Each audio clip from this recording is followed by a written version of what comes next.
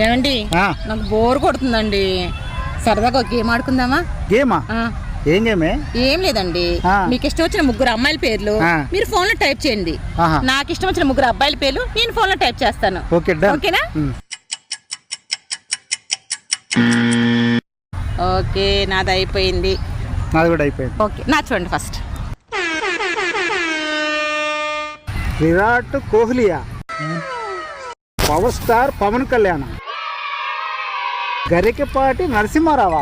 ఏమన్నా చెప్తారండి ప్రవచనాలు? పొద్దున ఆయన పేర్లు వింటే కానీ ఆయన ప్రవచనాలు వింటే కానీ నాకు గడవదు. అవునా? సరే సరే, అది బాగుంది సూపర్.